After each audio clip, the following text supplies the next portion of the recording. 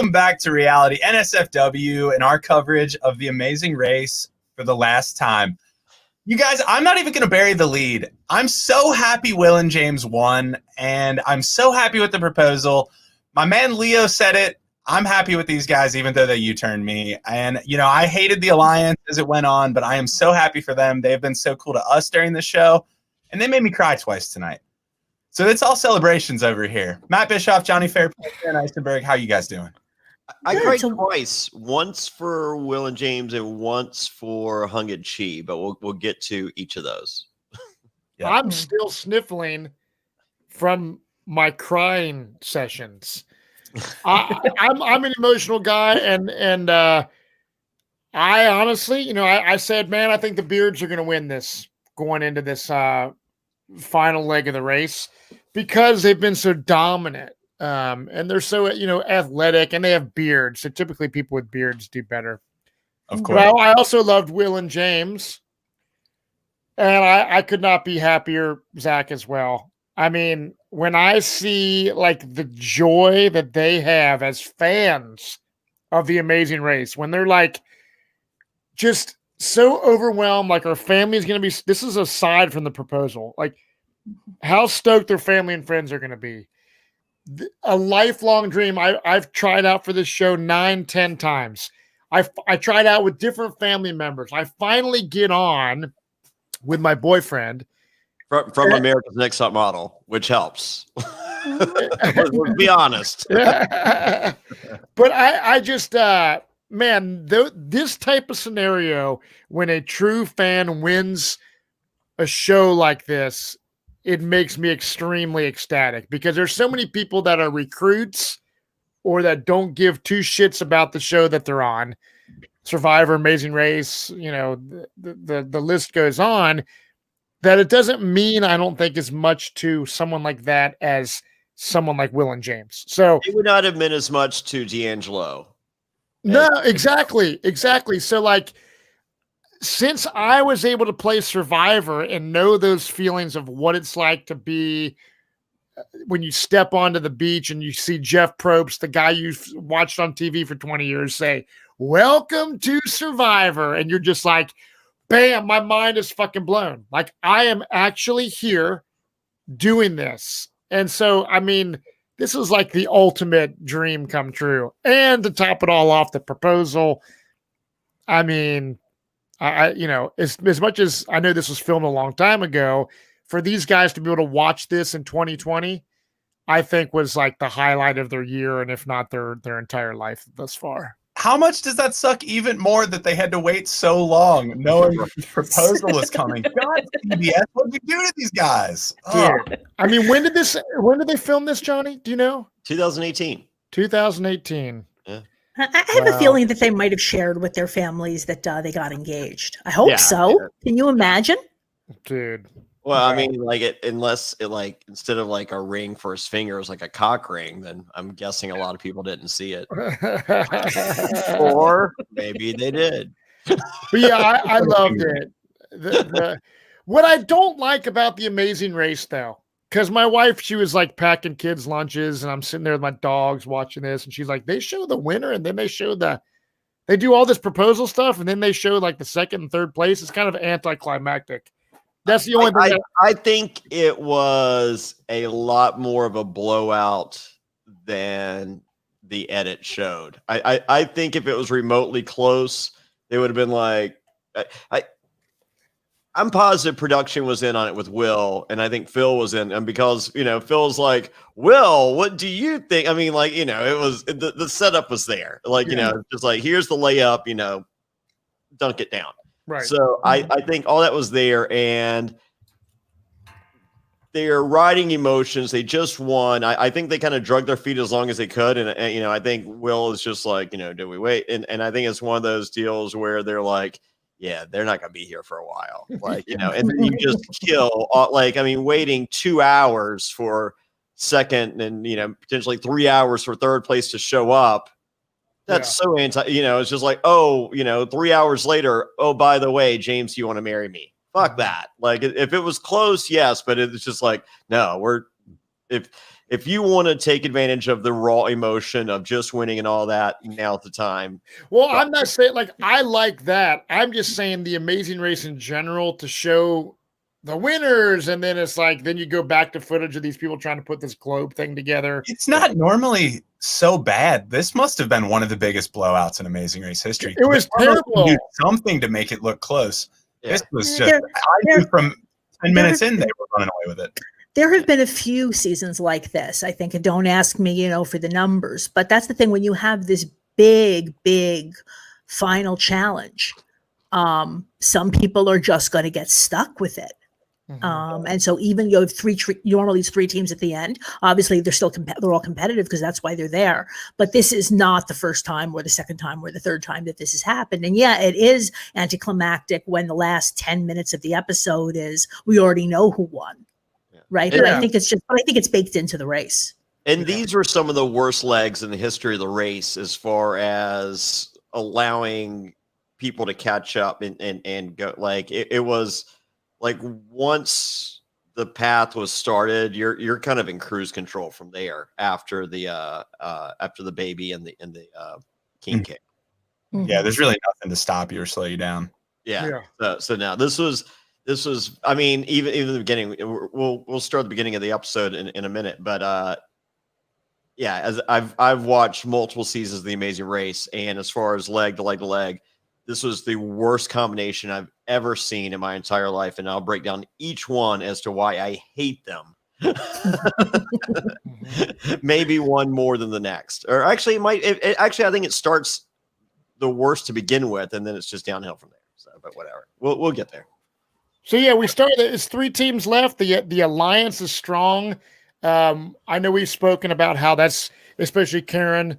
Like last week, like man, it's just not your thing. It's kind of boring and just not a real exciting style that some races end up being. But as far as the 3 teams that are left, we all agree that we would be cool with either Hung and Chi, the Beard guys, or Will and James winning.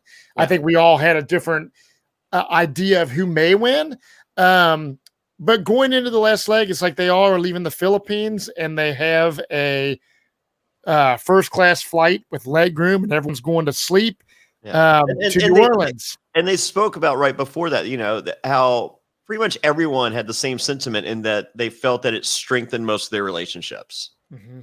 So, I mean, the bearded guys are now lovers. Hung and Chi. What? No, I don't. Is that not right? It's 2020. I don't think that brotherly incest is in yet. I don't think they're brothers. I don't know. No, they're just the beard bros. They're not the beard brothers. No, they're brothers. They're very much alike. I think they're brothers. Yeah. Are they? Are you sure? I thought they were just bros. If Zach Hacker says they're brothers, they're brothers. I would swear they're brothers. Johnny and I are dumb. Okay. So. All right. Well, then I hope they're not lovers. If they're I couldn't tell them apart the first half of the race. How could you not know that they're related? What's that? I said for the first half of the race, I couldn't tell them apart, and you guys didn't realize that they were related. Well, they have the same face. You must not be a pogonologist because the study of pogonology, you would have noticed that one beard was superior than the other. Oh, so it'd be very easy to. Yeah, the taller guy has the badass. Curled a handlebar mustache integrated into the full beard. Yeah. Just looking like a true Viking. But we're going and by day whatever they're on right now, that one dude's beard is one of the best looking beards I've ever seen in my entire life. Yeah, his beard is strong. Good, but not that. I mean, like the one guy could enter beard competitions and win. Oh yeah. The other guy's definitely beard strong for sure. Yeah. But New Orleans, that's a place I haven't been. It's crazy because it's like not that difficult to go to. I have tons of friends that go there and party for Mardi Gras every year. Have you guys been there before? I haven't. Well, I've talked a lot on this Amazing Race of how this damn show's given me travel FOMO. And you know what I was supposed to be doing in November? Going to New Orleans for my buddy's bachelor party. And we had to move it not to New Orleans, but to some cabin in the woods in Ohio. So really loving that they're rubbing that in. Thanks, Amazing Race. But if you had gone, Zach, you would not have known that you must go to Mardi Gras World, because that is the one thing that is for sure. When I finally do make it to I'll go to Mardi Gras and all that, but I really need to go to that particular warehouse. That's something like this. I know we're going to start at the beginning. Bachelor party itinerary, I think. No, but it should have been. It should have been. Yeah. Couldn't you bring strippers to Mardi Gras World? Come on, you got to think outside the box a little bit. They might have a policy, Karen. I don't know. So they start with they have to find the clue in what park was that? I didn't catch the name of the park. Okay, whatever park they had to go, and the Beard Bros have difficulty. They turned into the Blonde Bandits on the last leg of the race. Yeah, they get Kareem, the taxi driver, who takes the worst shortcut ever. Yes. So that I think that was I don't think that was the beginning of the end for the Beards.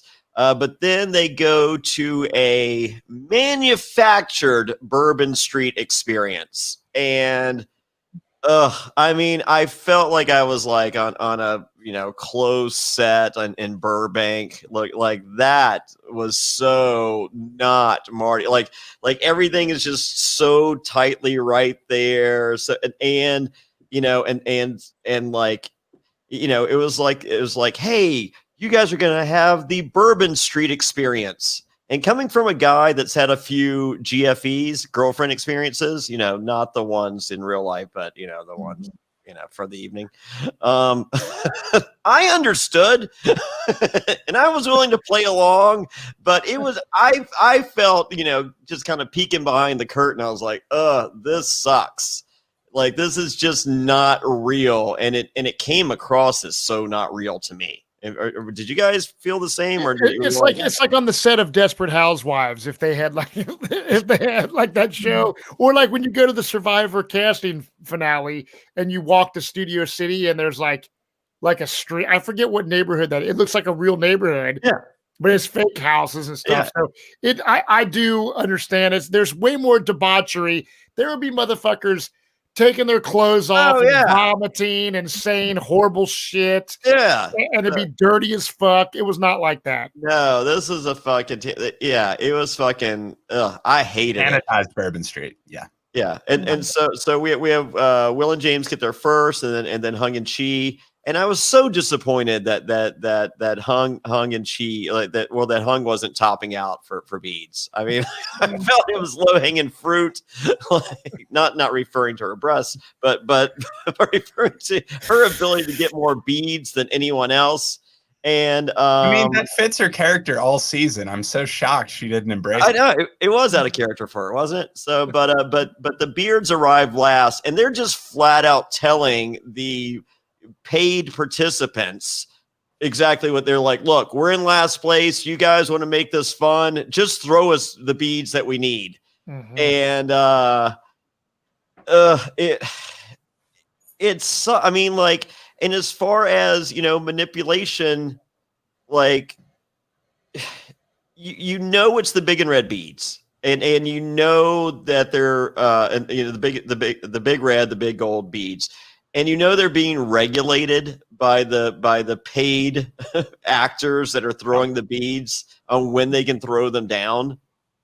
And it was like I could just imagine being the Beards. It's just like, just throw, like, we know that you're not real Mardi Gras people. We know that you're not just randomly grabbing, like, they're just like, wait a minute and then throw one of those. It's just like, just fucking throw. Like, there was nothing that could be done to speed up this process. Like, in any other leg that we've seen, there's something you can do to enhance your game. And there was nothing to do with this fake, paid, fucking bogus set. Yeah, this task could have just been one of those 20-minute hourglasses that they have to flip, wait for it to end, and go about your day. Because they're not really doing anything here. Nothing. As I said, these are fucking actors. These aren't random people that are just throwing random bead. Like, as I said, the beads are like, even if the Beards weren't telling them what the fuck to do, like, it was obvious. The only ones that count were the big red and the big gold. Mm-hmm. And these guys have all these fucking beads up there. It's just like, yeah, look down, motherfucker. Grab the big gold and grab the big red ones. Mm-hmm. So it was just like, yeah, there was no difference between an hourglass and that. So, John, go ahead. Well, Karen disappeared. Johnny, do you think they would have done better if they would have been tossing out anal beads versus necklace beads? I mean, I think that the bigger ones could be used for anal beads. I don't think that was happenstance. Man, you needed 50 of them. I don't know what kind of celebration. Johnny's had one too many colonoscopies. He needs the big beads and the fucking like mile long versions. If I need a refresher, I have my Sonic Ice to. Oh yeah, so everybody that's listening, so it's pretty cool. We at Reality NSFW, shit, I got it right for once.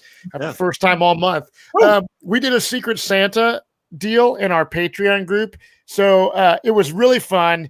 And everyone got super cool gifts, and we have a really cool community. So if you guys want to be a part, like if you're just listening to this podcast and you're like, man, I like what these guys are up to. I mean, we do so many neat things beyond just that secret Rupert deal we did. We do weekly Q&As. We're currently watching Australian Survivor and breaking down each episode. We'll do Zoom calls. We got some Castaway watch-alongs from previous seasons of Survivor. My season of Caramoan. Game night starts in a couple weeks. Game night. So if you guys are interested in checking it out, even if it's for a month, and I plead to you guys to do this, because if we get to 200 patrons, Johnny Fairplay is going to get a tattoo of yours truly on his ass cheek. 200. We're getting close. We're at 120. We're 80 away. So Johnny Fairplay, tell the listeners where they can go to join Patreon. They can go to hell. Oh, sorry. I got wrapped up in that for a second. No, go to adfreeNSFW.com. That's adfreeNSFW.com. Hey, try it. If you don't like it, I'll give you your money back. I don't care. Mm-hmm. But I think you will like it. So, but if we get to 200, I get Matt Bischoff's face, cartoon version, with beard tattooed on my ass. Yes, indeed. And if you hate me, know this: I will be filming it, and I'm scared of needles. I cry at needles, so I will be crying and screaming during this tattoo. I've cried and screamed during every tattoo that I've ever gotten. So this will be no different. And I know I have many because they hurt and I'm scared. They do, and the older you get, when I was young and like, yeah, dude, I'm 18, getting my first tat, bro. Oh, that's no big deal. You know, you can kind of, I hate needles too, but you can kind of deal with it. But man, no, I couldn't then. So after Survivor, when I went, I hadn't gotten tattooed in a long time, and I went and got my chest tattooed. My tattoo artist is like, you haven't been tattooed in like 5 years, dude. And you know, like the chest is like the worst possible spot to get tattooed. And it was agony. I'd stared at the ceiling and tried to focus on like little things, that little imperfections in the ceiling to get my mind off the pain. It was terrible. Usually I talk, I have a conversation. I was like, dude, I don't want to fucking have a conversation. Just do the fucking tattoo. Oh, wow. But yeah, check out the Patreon, you guys. Yeah, adfreeNSFW.com. Get a tattoo on me. Watch me scream and cry. You'll love it. Just remember, you once have to pay for 1 month, and that tattoo on Johnny's ass will be there forever. That's true. That's true. So once you complete the anal bead part of the leg, then you get to walk with the band to the bakery. And did anyone notice that every band leader walking each of our teams looked like Rick Ross? I did not notice that. Did not. That's awesome. You can go back and watch. I won't. Yeah, I'm good. I got the challenge to watch. Check out our challenge coverage at realitynsfw.com. Oh yeah. It appeared as though once they got to the bakery that the bands were going to play when they were outside, but that appeared to only last for like a minute, and then the bands would disappear. But then you could find out who was coming next based on the music approaching, and this was one of the funniest lines up until this part of the episode, in which James realizes that Hung and Chi are approaching, and he quietly says, "Go away, turn around, wrong place." I mean, speaking, Johnny, of what you were saying about that last task just being a predetermined amount of time it's going to take, Hung and Chi tried their damnedest to speed this band up, but no, they must have had a set pace they're going at, and it would take exactly this long. There's nothing you can do. No, as I said, I just hate like this. This wasn't. I mean, I don't believe that we've seen anything like this the entire race until tonight. And it was just leg after leg of the same fucking bullshit. So there's only one thing that separates the quote unquote men from the boys, and that's what we're about to see. But other than that, this was just sit there, take your lumps. Look. So I mean, here to watch. So you think that no matter what three team, like if you took, I mean, what are some badass Survivor contestants? Let's say Doesn't matter. Like let's say it's you and Burton and Lex and Big Tom and Tommy Sheehan and somebody. It's a crapshoot on who's gonna. It's the first one to find the baby in the king cakes. That's it. That was the only challenge tonight. Yeah, right. So, because we'll get to the imperfections in the other challenges or other parts of the legs coming up, which were, as I said, personally just as disappointing. So.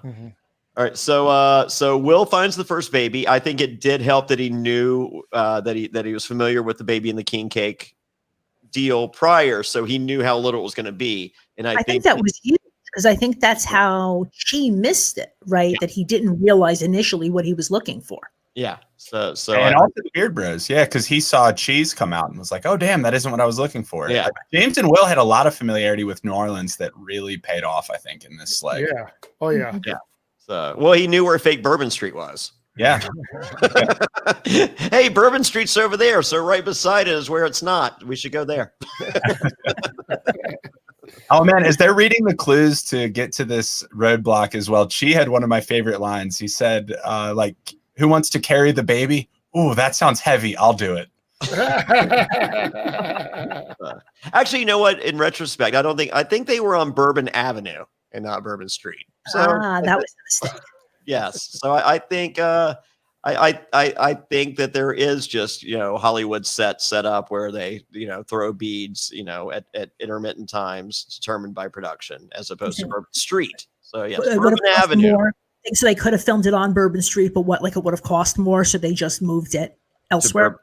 Well, no, just Bourbon Avenue is just a much safer place and much more boring and immensely more controlled.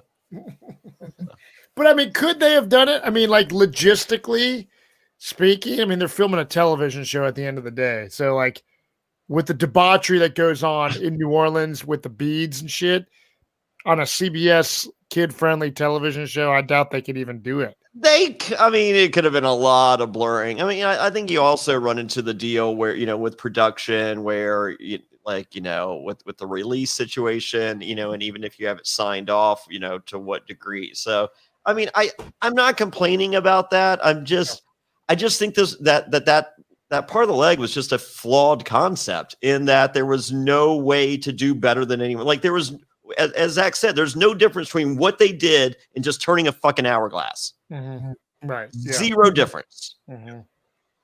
I just have to wonder though, because I haven't been to Bourbon Street. I've heard the stories, but I haven't done it. But it makes me wonder. I do think that they couldn't just film it in the middle of Mardi Gras. I agree with you, but it makes me wonder. Going back through the rest of the race, there must have been other times in other parts of the world where it's probably similar, right? Where we are getting the Disney sanitized version of whatever touristy thing they want to do. Yeah, I know what you're saying. When they were at the little carnival thing, they were obviously playing against PAs. Exactly. That's what I'm saying. Yeah. This is not the first or the last time that they will kind of stage something. But playing against the PAs, it was still you're shooting the water, or you're still doing the shuffleboard and stuff. You were creating your destiny against those PAs versus waiting on the PAs to. To the extent that they might not have completely created their own destiny, because at least two of the teams were grabbing all of the red and gold beads, not just the big ones initially. You're saying that they tossed those things based on a certain frequency, and they should have just let the small ones fall. The bigger ones would not have come down any faster. It didn't matter. So Yeah, initially Hung and Chi are grabbing both the big and small beads, So but we're Will and but it James. wasn't like that there were big beads on the ground that they didn't grab. Yeah. Like that's what I was asking. You're saying they still wouldn't have gotten out of there any faster, even if they had done it correctly. No. So as I said, it was a fucking waiting for the hourglass. As I just, it was a cool visual and all that, but it just like competition wise, there was none. Yeah, no, I hear you. So and for me, as I said,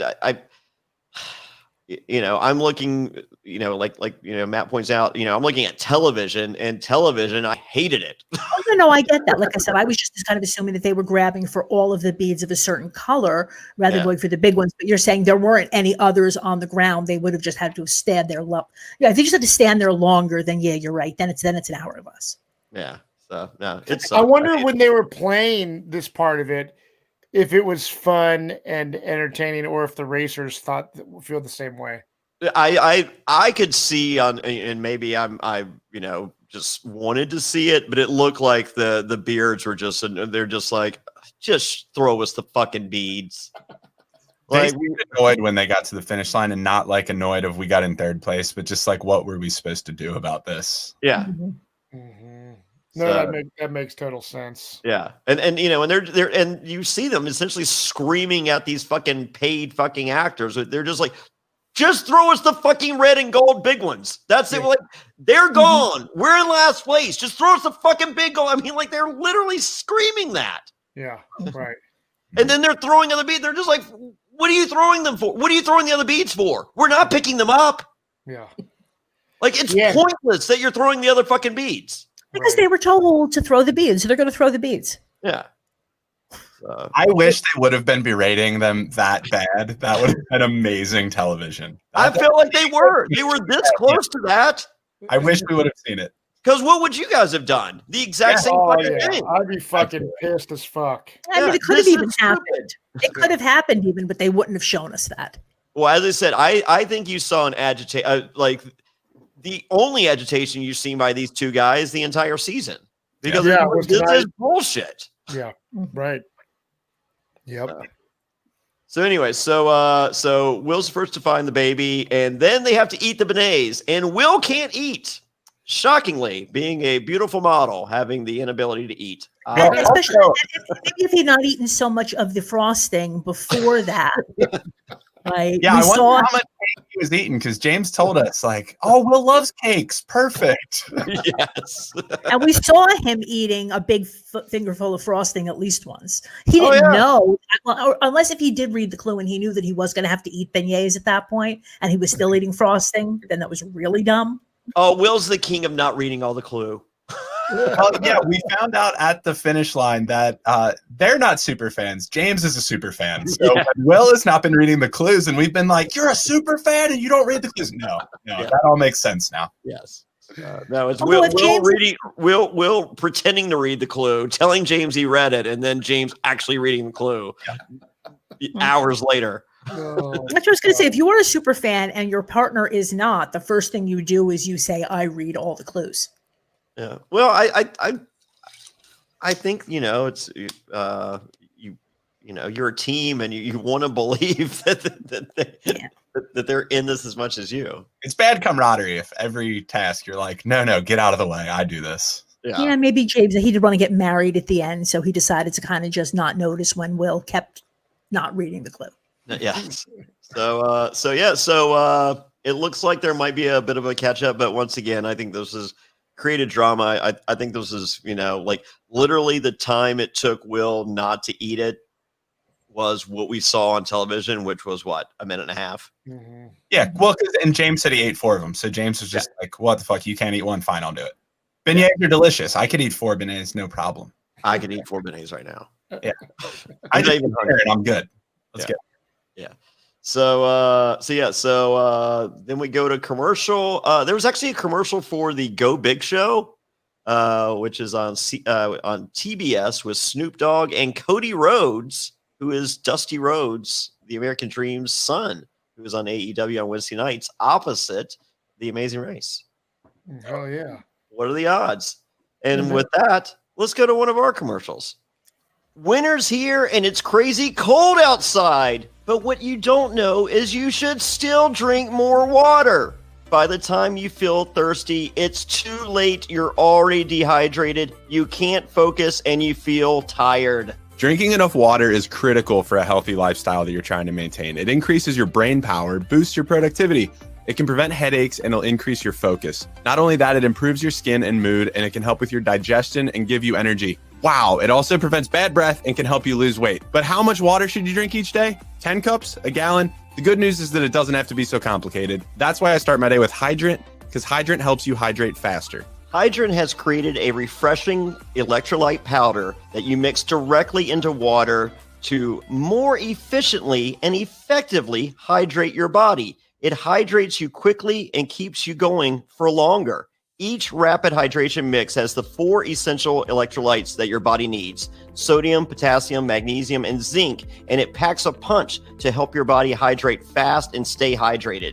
If you're looking for that extra boost of energy, there's also Hydrant Plus Caffeine, which contains 100 milligrams of caffeine from green tea. Hydrant is backed by research. The formula was developed by an Oxford scientist. It also is loved by pro athletes, top performers, celebrities, and has thousands of 5-star reviews. It's made with real fruit juice powder. It's delicious and refreshing, and it comes in a variety of flavors, including iced tea lemonade and fruit punch.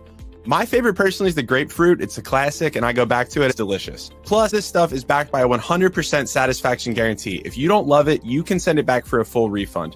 You really need to try it for yourself to see what I'm talking about. It tastes incredible and it works. Well, Hydrant starts at just $1 a packet for a 30-day supply, and you save even more with a monthly subscription. And it's so easy to get. We've got a special deal for our listeners to save 25% off your first order. We're not kidding here, folks. 25%. Go to drinkhydrant.com/survivor and enter our promo code survivor at checkout. That's drinkhydrant.com/survivor and enter promo code survivor for 25% off your first order. That's drinkhydrant.com/survivor. Enter promo code survivor to save 25%. And we thank them for sponsoring the podcast. This episode is brought to you by Magic Spoon, and I'm so glad it is, because growing up, cereal was one of the best parts of being a kid, but I had to give it up because I'm now in my 30s and I was realizing that it's full of sugar, junk, and all this stuff you really shouldn't eat. So I've been trying to cut down on carbs, sugar, all this unhealthy food, and I realized I basically can't eat anything anymore except Magic Spoon. For me, we're into the winter months and nothing's changed for me. I mean, I have 5Ks coming up, 10Ks coming up, half marathons coming up. I still treat my body as great as I personally can on a physical level, but a part of that is eating right. You know, I'm not doing the big hearty breakfast that I used to do in the past. I'm not doing the unhealthy breakfast that I've been doing in the past. I am doing a breakfast that helps me get through the day, not add those extra carbs, and make me feel like the healthiest Johnny Fairplay I've ever been in my entire life. Sign me up for Survivor right now. This stuff has 0 sugar, 11 grams of protein, and only 3 net grams of carbs in each serving. There's 4 flavors that are their staples. You can get cocoa, fruity, frosted, blueberry. It tastes amazing. Honestly, it's too good to be true. Johnny, what are your favorite flavors? Well, right now I am all in on the apple cinnamon. Remember that apple cereal you had as a kid and you loved? It is here through Magic Spoon, but so much better, and I freaking love it. You cannot stop me from eating this. I mean, you have the fruity, the peanut butter, the cocoa, the cinnamon, the apple cinnamon. Oh man, number 1, blueberry frosted. So many to choose from. I am digging this. All these cereals are keto-friendly, gluten-free, grain-free, soy-free, low-carb, and GMO-free. Johnny, where should they go to pick some up? Of course, you go to magicspoon.com/survivor to grab a variety pack and try it today. And be sure to use our promo code survivor at checkout to get free shipping. And Magic Spoon is so confident in their product, it's backed with a 100% happiness guarantee. So if you don't like it for any reason, they'll refund your money, no questions asked. That's magicspoon.com/survivor. Use the code survivor for free shipping. And we thank Magic Spoon for sponsoring the podcast. Here we And- go. Hey, talking about that magic spoon. Did you guys see that magic spoon bowl and spoon that I got? Yeah, that looks so cool. It is ridiculously cool. I love it. Piper saw it and she was like, "Mine. This is the coolest bowl and spoon ever in the history of it." She goes, "Why wouldn't it be a magic spoon, Dad? They're called Magic Spoon." And I'm like, "Yeah." And then Sugar hits me up. And she was like, "You owe me an apology for that podcast. But however, I will accept a magic spoon and bowl from Magic Spoon." Oh, dude, she hit you. I spent like 48 hours doing damage control for that podcast. Yeah, she goes, and Matt didn't even know what he did. she goes, I did. and I still don't know what Matt did. yeah, and she goes, but Johnny, she goes, I just expect that from you, so no big deal. Real quick, since we got a couple plugs in there, if you go to cameo.com/Johnny Fairplay, I do cameos, birthdays, anniversaries, and Christmas. I do all mine outside because I think they look cooler, and so we were supposed to get snow today. So I have 24 cameos currently in my queue right now. Because I think there's 20, like mine are only $15. I have them, priced affordably for everybody to give a quick cheap gift to somebody for Christmas. People love it. I'm very animated and I get into it. And I don't just, I'm Boston Rob, it's your birthday. I mean, ugh.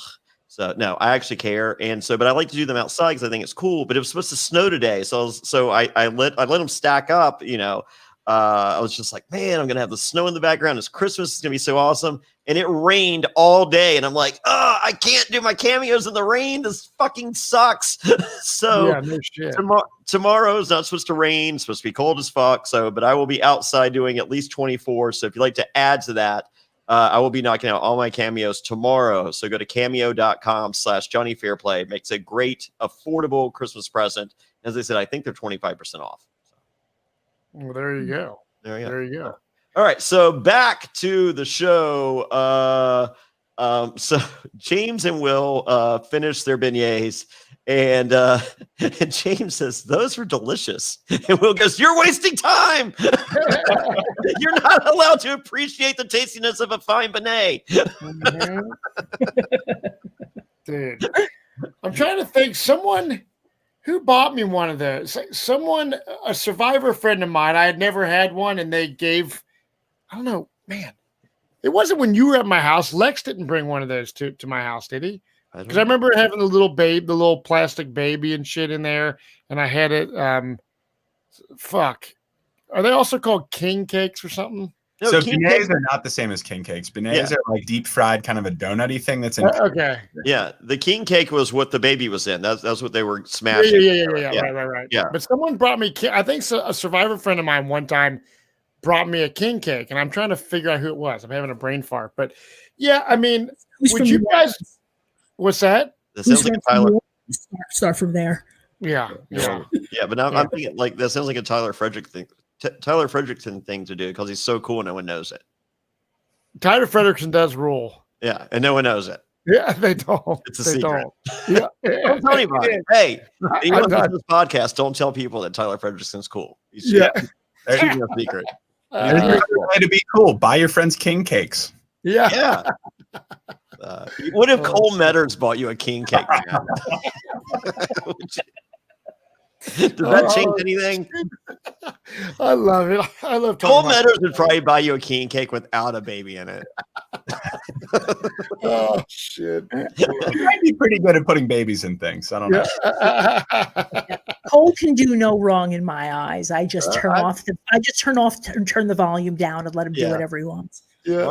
Smart. So our next part of the leg is they are 200 feet above the Mississippi River. Can you spell it? Okay.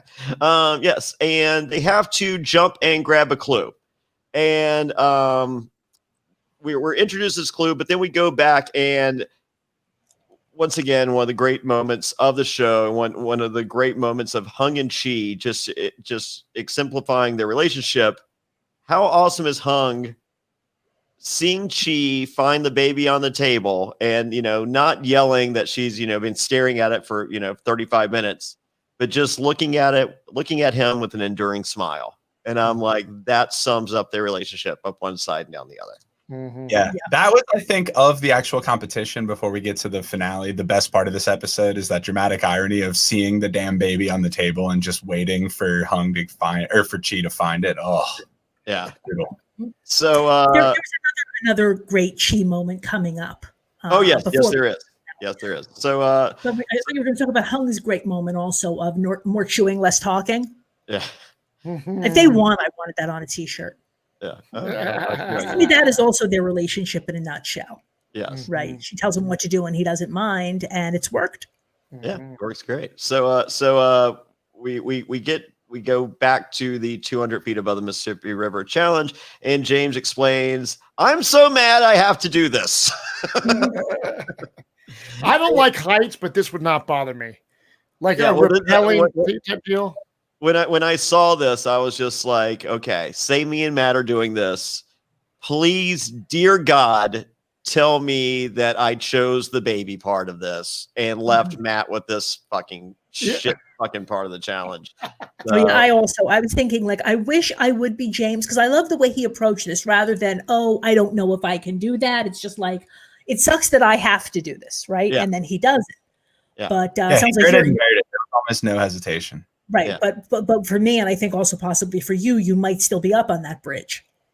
No, Because I would be. No. I would do it. I would hate it. I would just be like, oh, why didn't I get the fucking baby? I would just be mad at that. So, but like James. So then we go to a commercial there. No, we're not gonna go to one here, but there's a commercial for the challenge. Mm-hmm. Boom, an MTV show advertising on CBS, because that's how good this season of the challenge is. Yeah, we did not see one last week for the premiere, but smart play, because it's like, okay, these people are watching The Amazing Race. They're definitely going to watch, like, if they're watching the penultimate episode of The Amazing Race, they're definitely going to watch the finale of The Amazing Race. No reason to do one last week. However, The Amazing Race is ending. People can catch up really quick. They're always showing encore presentations, whatever. So it's like, boom. It's not too late. The challenge just started last week. The Amazing Race is ending this week. Jump on board with the challenge. Commercial placement during the finale Amazing Race. Super smart. Super excited to see it. And check out our coverage. We are live on Wednesday nights right after the challenge with Lauren and Alex. They do an amazing reaction episode.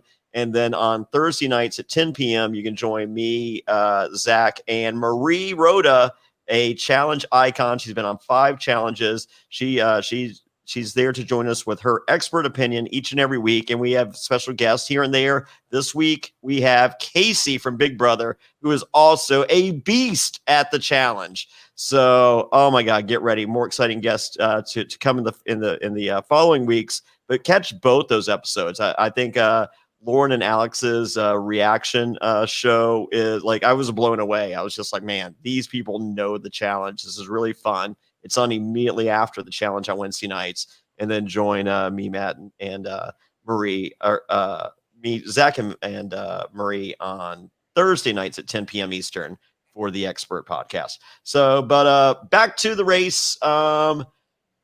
So they have the clue. They made it so ridiculously close to grab this fucking clue. I was going to ask you, because it looks like it was much closer than it is. Like when we see them doing this on Survivor, they really have to leap out, and there's a good chance they're going to miss it. Whereas this was like 3 inches in front of their faces. If James had done the baby part, Will could have grabbed it by sitting on the fucking bridge. Mm-hmm. Yeah. It was that fucking far away. I mean, you do have, Hung later with her T-Rex arms, as she describes them. I can relate. I can relate. Making it a tad more, but no, I felt there was no difficulty in this. I mean, like, it's just like you move this much, it's in your hands. You're not going to miss it. This is not a challenge. Yeah, And she this might would have have been.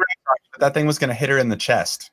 Like, Yeah. doesn't This matter. would have been a very, very easy way to add a little bit more competition into the leg, because if at least one person had missed it, then we might have actually had a race. Yeah, not that was not even a possibility to fucking miss it. So once again, this is essentially a fucking hourglass of waiting to get the fucking harness on, doing this and then them bringing you back and then putting another fucking harness on to fucking go down the fucking bridge. So just once again, like hourglass. No, as I said, there was one part that was a fucking challenge in this. One. No, it wouldn't have been an hourglass for me because I would still be sitting up there, but I understand your point. Yeah. You wouldn't have made it to the finals, though. Yeah. These are three competitive teams that have already shown they can jump off stuff and do all the amazing race I can things. do most of the stuff except for jumping off of stuff. Yeah. I already decided, if I ever try out for any show, I'm just going to tell casting that I'm a thrill seeker, right? And I love heights. Because if I ever tell them the truth, like if I went on on Amazing Race, there'd be a task like this in every goddamn episode. Yeah. I would just be freaking and crying and and all of that stuff 200 feet in the air. It's not even a question. Which I love looking back at Hung and Chi when she's walking down the building when they're trying to decipher that word and all that, and she's just like it's like the ugly cry face. Oh she's yeah, like, oh my God. I'm not walking, I'm falling. I'm not walking, I'm falling. Ah, yeah, that's entertaining. This is where I cried the first time this episode when it's time for Hung to jump out 3 inches, and she goes, "I got it, Chi. I got it." And I'm just like, am I in love with Hung? Like, it was so sweet. And just like, if you're wondering why you potentially were rooting for Hung and Chi throughout the season, that moment right there just solidified it. You're just like, that's it. Like, how cute is that? It was beyond cute. Yeah, and you were talking early on how these teams opened up with how much they've grown in their relationships. Well, Hung and Chi's 2 biggest hurdles have been Hung and her struggle with heights and these sorts of things, and then Chi and his inability to communicate and speak his feelings. Back-to-back scenes, we have Hung yelling at Chi to stop talking so much, and then we have Hung jumping off something to try to win the race. It's amazing. Right? Yeah. So really, really cool. And then they have to rappel down the bridge. Once again, Will and James. That's my favorite. That's might be my favorite moment of the episode, other than, of course, the ugly cry proposal at the end. This is my favorite Chi moment. You didn't pick us up. They're rappelling, and Chi basically in this level of enthusiasm, like, this is neat. Yeah, this is neat. Because that is the most enthusiasm we have heard from Chi the entire race. Yeah. Well, prior to that, you have Will and James going down, and basically they just they're like, look, just don't look down, and you're not going down, and they don't, and I'm just like, that's smart, and that's what I should do, but at the same time, you're not experiencing it in any way. Like, if you're just looking straight ahead, like you're technically not even rappelling. Right. So versus it's a pretty awesome thing that you're doing, but they didn't do that. They just went, right. Just drop, 3 inches at a time for about 12 minutes. Hey, it worked. Yeah, it did. I mean, it was a smart thing to do, but at the same time, it's as far as experiencing things, they experienced nothing in that part of it. And kudos to them. As I said, probably the smart play, but If I made the finale of The Amazing Race, I would not be thinking at that point about experiencing shit. I would just want the $1 million. I understand. I'm just saying what could be happening. So, Karen, you're funny tonight. Yes. So next, they get to Mardi Gras World, and they have to grab these big balls and push them into the warehouse, and then they have to find a crate, which for Will and James is about 12 feet from where their ball is, and could have been somewhere else. They happened to turn right and turn left, and there it was. I don't think it was one of those deals where production's like, go there. Like, especially because that warehouse is so creepy. I really wouldn't have minded seeing a few seconds of it. Yeah. But we didn't really see them like running through the however many. No, it was right there. As I said, but there were multiple directions they could have gone. And as I said, I don't think production was telling them to go right to it, because I think production wants this to take as long as possible. If production's doing anything, they're like, hey, how about start that way? And they're like, no, we're right here. We're right there. Or they could have just hit it further on the puzzles at the same time. Right. Right. Or they could have just hidden it further away. Yeah. And forced Well, as I people said, to if they had gone the other way, it would have been at the very end. Okay. All right. So no, I mean, as I said, and I would not be surprised if production's like, right there's a good place to start. And they're like, no, we're here. We'll go right there. Mm-hmm. So anyway, well, they find it and they start putting placing the pieces of the world on the ground to piece it together in the form of a globe puzzle. And here's where I'm like, are you fucking kidding me? So they're like, hey, there's the US. Hey, there's Saudi Arabia. Like, what? I have no idea where Saudi Arabia is.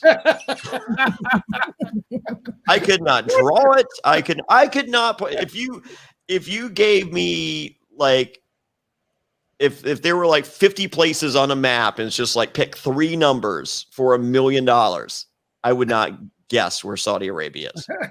Saudi Arabia is possibly in Africa, maybe in France. You and I are the same, dude. Yeah. Geography, yeah. Like if they had just like a one of those posters that you put on your wall, and like there's no markings on it whatsoever, and you're like, no. You have 3 chances to put a thumbtack where Saudi Arabia is. Never. They'd be like, sorry, China, that's New Zealand. Saudi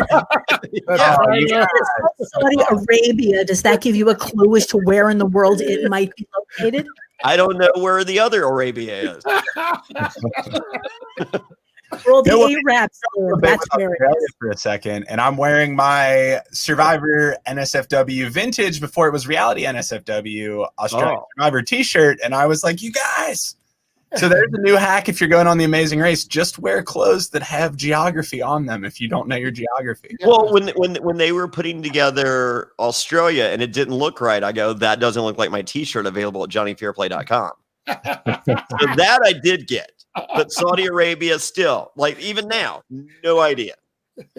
Like what's it near? We should make a t-shirt with Saudi Arabia on it so that then Johnny will know for the future where it might be. Yeah, what is Saudi Arabia near? Yemen and Oman. Okay. It's an Arab country, hence Saudi Arabia. And on the map, it actually is pretty distinctive. I don't know where Arab countries are. You know where I used to live? Near there. But I still. All right, so there's Africa. Above that. France. That. In between? Kind of in between, yeah. Okay. A little bit further east. All right. I mean, why do I need to know where Saudi Arabia is? Well, you don't, except when you go on a competition about racing around the world, then maybe you should know a little bit about the world. I'm pretty positive if I did The Amazing Race, we wouldn't be going to Saudi Arabia. Why? Because they fucking hijack planes. Like WWE's going there for fucking blood money, and like the last time they went, Saudi Arabia hadn't paid their bill, and Vince fucking complained about the money, and they stopped them on the fucking tarmac for fucking 11 hours and held them hostage. So hell no, CBS ain't sending you to fucking Saudi Arabia for a leg of The Amazing Race. They also killed journalists, so there's that. Yeah, they killed journalists. But only their own journalists. Well, I mean, journalists are probably pretty safe there. Just saying, but yeah. We are broadcast journalists doing the show. We're apparently probably on their hit list now because I'm sure the Saudi Arabian government's listening to this. So, well, I mean, I'm sure that they definitely won't tell them I'm Israeli. Should not bring that up. Okay. But I do have friends from WWE that when they go to Saudi Arabia, they say it's a really good time. You know what I'm talking about? Wink. They leave with lots of jewelry and not too many diseases, but the ability to get them if they want them. Oh shit! Oh, wink, wink. I need to do the wink, wink at the end too. All right, so next, we see the one beard bro. I'm guessing with the lesser beard. He jumps off to do this part. He also does not like heights, and he screamed like a bitch. You think they were Did not playing that up, or expect think they were frightened? I wouldn't think they'd be very scared of something like this. Yeah, but he was. Yeah, it was a really inhuman sound that came out of him. I was shocked when it happened. Yeah. I That's mean, actually that he hey, really did do it. Like he forced himself to do it, and then he screamed like a girl. But he did it. That's the important part. and if you're a beard bro with the lesser beard, if you're listening to this, I'm not calling you a bitch. The sound that would come out of me and the feces that would come out of the other part of me when I did this would be much more embarrassing, I assure you. So kudos for doing it, but you did sound like a bitch. But not in a bad way. That's right. Yeah. All right. So then the exciting conclusion of one team that blew away all the others because there was only one real part to this leg of the race. Yeah, well, then they had to go to the Saints football field, which, maybe you're thinking, oh, if they're going to get tripped up, I'm like defaulting to stereotypes. It's gay guys. They don't know anything about football. Nope. Will immediately goes, oh, they play at the Superdome. It's right over there. Let's go. Yeah, not only is it, where's the football place that they play, or where do they do sports ball here in New Orleans? No, they play at the Superdome. I can name the fucking building, no problem. The fucking Superdome. I don't know. Did Will grow up in New Orleans? Because I think he said like he's had king cake, like he said, pretty much every year of his life. So he really knows that city. If it wasn't for that, he might not have known. Yeah, I mean, I don't know what the Superdome is. I do just because of wrestling. Yeah. Well, and football, but more so wrestling. Yeah. But yeah, they knew exactly where to go, and you could see the excitement. They were so pumped. I mean, I love this. From that point on to the engagement, I loved. In this and seeing all the other racers there, which got cleaned up nicely, didn't she, Alana? Yeah. And, and D'Angelo didn't seem very. He seemed a lot cooler than the last time. Already happier. Once again, we were talking last week. Like it was a bad look last week, but I just think it was the athlete in him. Go talk to D'Angelo after a Charlotte Panther loss back in the day, and I'm sure his first answer is go fuck yourself. Yeah, right. Yeah, right. I think James posted on social media like back-to-back photos of how D'Angelo felt 5 minutes after the end of that leg, and it's D'Angelo like with a middle finger to the camera, and then it's like how he felt one day later, and they're both like doing peace signs into the camera. Yeah, I'm sure he was over that real quick. Yeah, it's just the athlete in him, and as an athlete, he lost. Right. So like if he's in the NFL championship game and loses, he's just like, what if it's like, fuck your NFC championship game. I was here to win the Super Bowl. If he was still bitter now, I'd feel differently. But the fact that he was in his feelings, this doesn't bother me. Oh yeah. No, it was great. But Will and James, I mean, their reaction, like we started at the beginning of the podcast, they're huge fans. So this is when I teared up. I mean, for 5 minutes straight. Yeah. I loved every minute of it, and the proposal, and then they're so excited. Everyone's invited to the wedding, and it's just a really cool moment. And then I just wish the show would have ended at that point, and then be like, and they could have said, and in second and third place, blah blah blah. You know what? I kind of agree with you. I like that better. They just stay with Will and James, and we see them gradually roll in, and we don't need to see how Hung and Chi and Madison. No, they go back to the globe thing. Yeah, and I'm like, who fucking cares? This is a waste of. I would rather see more tears from Will and James and reaction from the cast than to see that. And like when the owner of void of personality, the owner of Mardi Gras World, when he's just like, not good enough, blah blah blah, and I'm just like, did no one radio to them that we're good? Like, the only thing I'm thinking is from the very beginning, I said they're stretching this episode. There was lots of previously on, and then they get on the plane and we get to see that they have lots of leg room, and I'm like, oh, they don't have a ton of footage for this. Yeah. So I think that might have something to do with it also. But I mean, they do always show us the other teams finishing, but in terms of how much of it they showed, it might just be they didn't have anything else to show. Yeah, right. Maybe. We could certainly see each team coming in, right? Because that would have been fine. But there was no reason for us to see them at fucking Mardi Gras World. Right.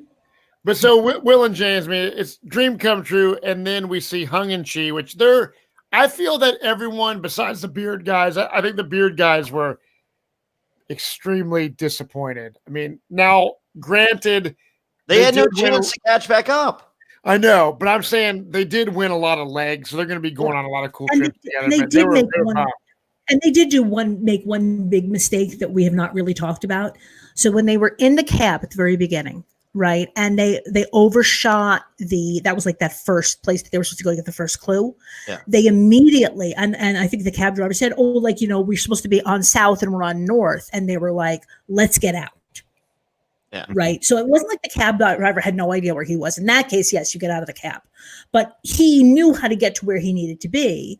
And the Beard Bros decided, hey, let's just get out. And then they realized they were lost. So, I mean, yes, there were a lot of problems with this leg, but it's not like there was nothing they could have done. Yeah, if they had not gotten out of the cab. I think they were also trying to put their fate in their own hands versus someone else's, and I don't fault them for attempting to just get out and just make it happen on their own. Like this guy's got us where we don't need to be. Let's subtract this motherfucker from the equation because we got us to where we are right now. Yes, and then you will now be out on the street without the cab driver who does seem to know where he is. Running around a city you don't know. I agree, but it was one of the they want it's this guy's fucked them up. They want to put it back in their hands. I understand it, but how did it work out for them? It didn't. It sucks that is an unfixable mistake in the first 5 minutes of this leg of the race that they get a shitty cab driver make one questionable decision. I don't think they could have caught up anyways. Yeah, I think getting 15 minutes lost would have been their death sentence anyways, and that kind of sucks. My point is that is the one place in the leg that I can say they should have done it differently. Yeah, I agree.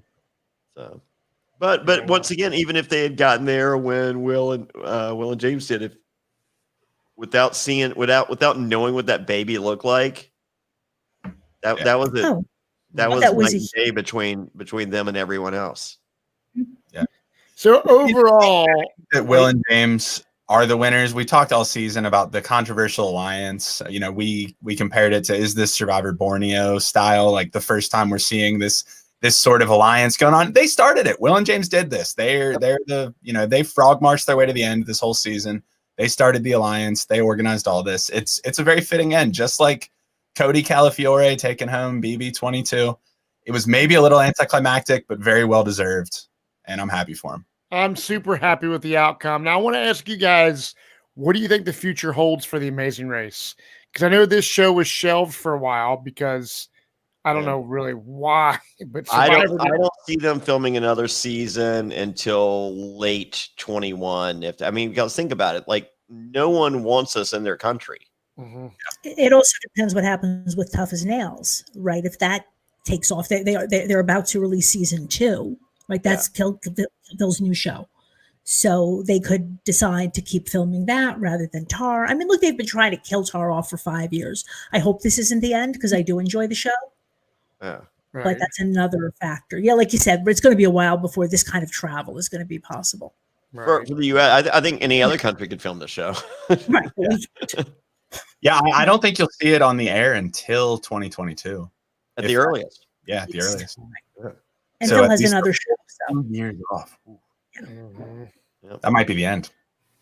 Well, like I said, even if it wasn't for the pandemic, they have been trying to kill the show for so long. If they just decide to move on with Tough as Nails, I understand. Well, I think they like Phil a lot. Oh, they do love Phil, but Phil has a new show. Yeah. Well, I know. I think they like Phil a lot. So that so since he now has another vehicle, it's just like, okay, we can now finally kill Amazing Race if we want to. Mm-hmm. Whereas before they're just like, we're kind of over this, but we really like Phil, and we think people like Phil. So right. Well, I overall, this is like a first time in a long time I've watched a vast majority of an Amazing Race season. We're podcasting about it, so I watched it religiously. Not the greatest season that I've ever seen, but I really did enjoy it, and the winners especially made it all, worth it for me watching the show. I'm totally happy with the winners. I hate watching seasons of Survivor where the person I want to win fucking loses, and I'm like, fuck, that sucks. But this was fun. It was fun podcasting about it. And so this is it for the Amazing Race, you guys. This is a wrap. But as Johnny said, not one, but two podcasts covering MTV's The Challenge, and also all of our Patreon content where we're still doing Survivor-related things, Q&As, and you can get some shirts right now at johnnyfairplay.com, where, yes, you get a phone call from Johnny Fairplay thanking you for your purchase. Johnny, what's the new? I know you have some new shirts out. Anything exciting? I got a challenge shirt. It says I'm not a double, because the challenge is called the challenge double agents. So I have a shirt that says I'm not a double agent, and it says ... I'm lying. Cool. So Right that's, I ordered mine the other day. Marie, she got one the other day. So we're excited. And said, if for those of you that didn't watch the challenge last week, probably the best premiere of a reality television show I've seen in the last 2 years. Wow. So, and then, as far as Survivor content at ad-free NSFW, we're watching Australia Survivor's version of Survivor. We're watching their season 2, which aired in 2017. We're watching each week episodically. We just watched episode 5 last Friday, did the podcast on Monday, and it's amazing television. So Zach has it as one of his favorite seasons of all time. I have it like episode 4. We cried when someone was voted out. I mean, think about in the history of US Survivor. Have you ever cried when someone was voted out on the 4th episode? You don't even know their name on the 4th episode. So yeah, so very, very good television. You can join us at adfreensfw.com. Once again, try it for a month. If you don't like it, just let me know. I'll shoot your money back. Well, there you have it, you guys. It's been fun. It's been real. And yeah, we'll see you next week on other coverage for the challenge on Reality NSFW. Cheers. Good night. Sayonara. Let's talk about something we could all use more of right now. Sex. Great sex. Now, look, I love sex, Zach. I don't know about you. It's my favorite. It's my favorite. And I don't like a little bit of sex. I like a whole lot of sex. And so, guys, now you can increase your performance and get that extra confidence in bed. Listen up, BlueChew.com. That's blue like the color blue. Blue Chew brings you the first chewable with the same FDA-approved active ingredients as Viagra and Cialis. Now, you can take them anytime, day or night, even on a full stomach, so you can be ready whenever an opportunity arises. Not only that, Blue Chew's made in the USA. It's prescribed online by licensed physicians, so you don't have to go to the doctor or wait in line. It's even cheaper than a pharmacy, and they prepare and ship it right to you in a discreet package. No awkwardness, and you don't even have to leave the house. Now, if you could benefit from more confidence where it counts, Blue Chew is the fast and easy way to enhance your performance. Guys, this isn't me reading ad copy here. This is Johnny Fairplay when he knows action is about to go down. I grab the Blue Chew, I peel it open, chew it up, and I go, get ready, we're going to Pound Town. Someone is going over. Someone is winning a championship tonight. That's right. And that could be you, because right now we've got a special deal for our listeners. Visit BlueChew.com and get your first shipment free when you use our special promo code SURVIVOR. Just pay the $5 shipping. Again, that's BlueChew.com, BlueChew.com. Use promo code SURVIVOR to try it for free. Blue Chew is the better, cheaper choice, and we thank them for sponsoring the podcast. And remember, when you support our sponsors, you help this podcast be possible. So please use our promo code SURVIVOR at BlueChew.com. Looking for the ultimate stocking stuffers for this holiday season? Well, look no further, because our sponsors, Manscaped, have the tools to make you win this year's stocking stuffer or white elephant competition. Manscaped is the only brand dedicated to below-the-waist grooming and hygiene products. And great news! They just released their products across Europe, Canada, and Australia.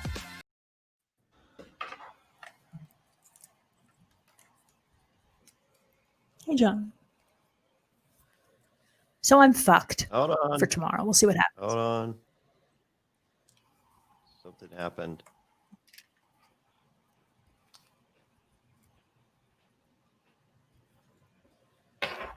We are still live. Did you Looking realize for the that? ultimate stocking stuffers for this holiday season? Well, look no further, because our sponsors, Manscaped, have the tools to make you win this year's stocking stuffer or white elephant competition.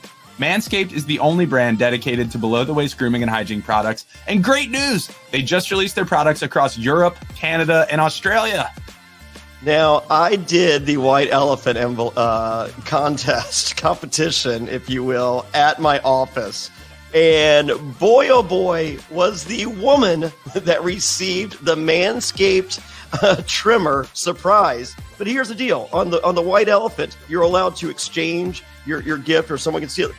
She took the Manscaped razor from a man.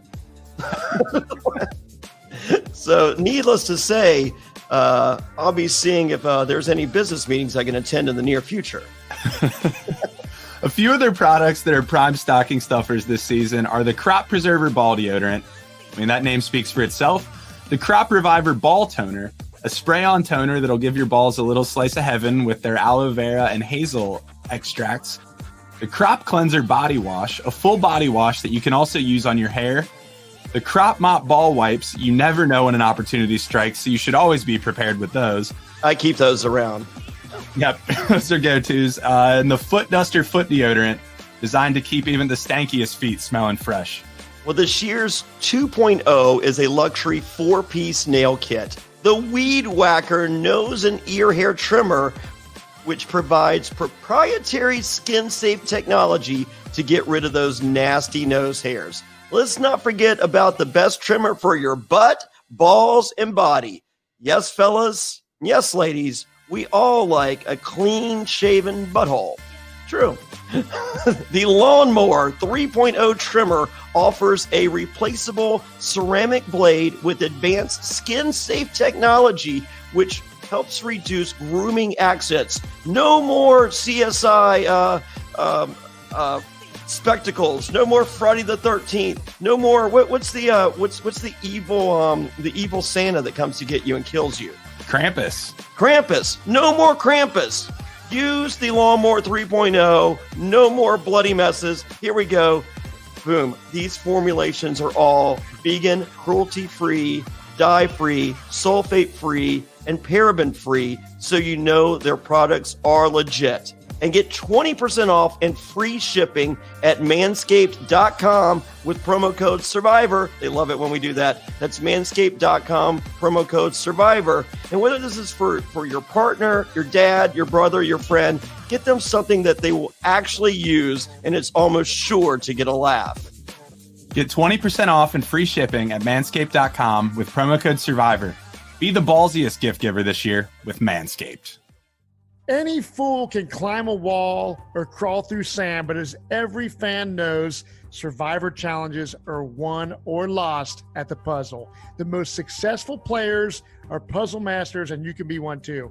Fair play. Perplexers Puzzles creates handmade miniature replicas of many of Survivor's greatest and most challenging puzzles. Find out if you have what it takes by visiting the Perplexers Puzzle store on Etsy, or simply visiting survivorpuzzle.com. Enter promo code FAIRPLAY, FAIRPLAY, at checkout for a 10% discount. And let me tell you, I'm hanging out on my patio on these beautiful summer nights.